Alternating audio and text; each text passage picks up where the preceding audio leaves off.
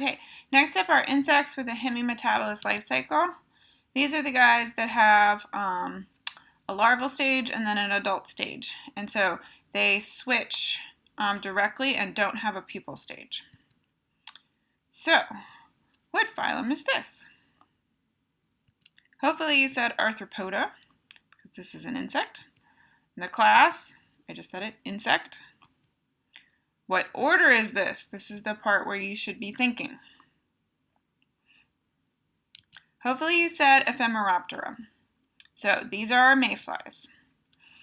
They have larvae that are elongate. They have 3 filaments, 3 tails. Occasionally they have only 2 and a little nodule thing in the middle. They have gills along the abdomen, which you can see here. They have well-developed legs. They do not look puny. They've got some good-looking legs. And they have wing pads on the thorax. There are 21 families. I am not going to make you learn all of those because that is a lot. We're going to go through 2. I want you to know 2, and these are pretty common ones. So first off is Ephemeridae. These are the burrowing mayflies. These guys are really cool. They're 10 to 32 millimeters. And they have these upcurved mandibles, which you can see in this picture here. You can see those are those upcurved mandibles. Some people call them tusks. So they look like tusks, like an elephant has, sort of, except it's an insect. Their abdominal gills are forked, which you can see here. They branch into 2 sections, and they have a distinct fringe.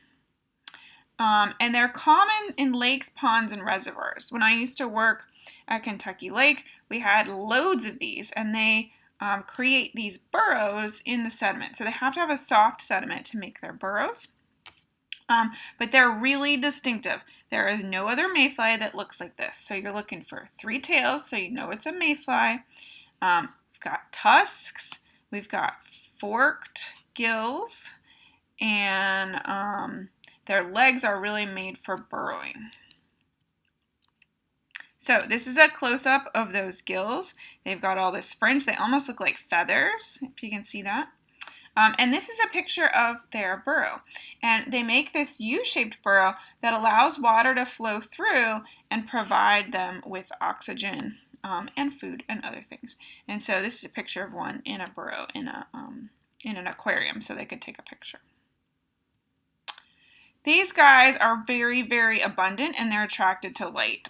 So up north, where the Great Lakes were, these guys used to create mountains of dead mayflies. So in the summer when they emerge, they're attracted to light, and a lot of them will die. And so historically, these mounds would have been much, much, much larger, but declines in water quality in the lakes makes this not so much the case anymore.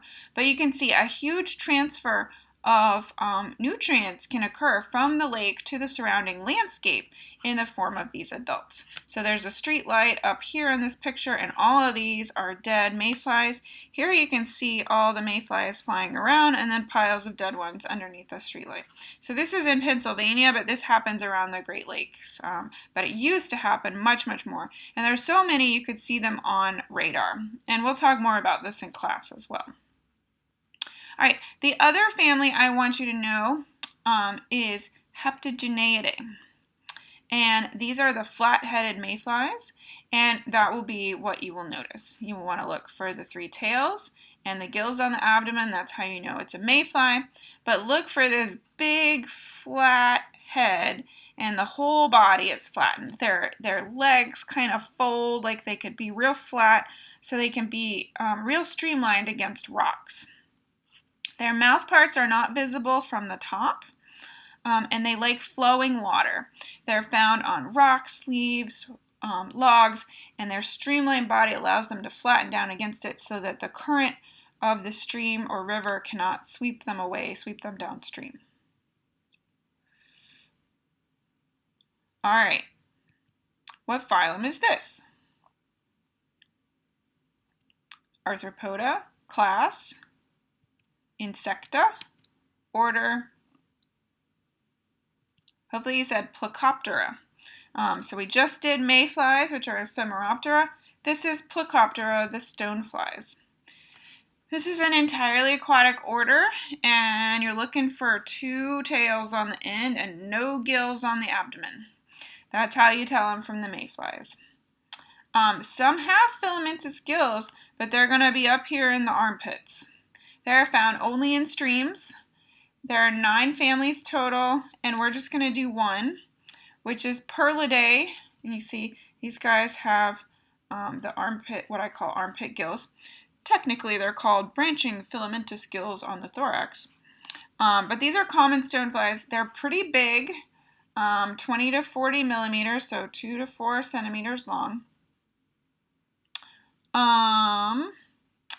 And so if you see a stonefly, it's going to be Perlidae because that's the only family we're doing.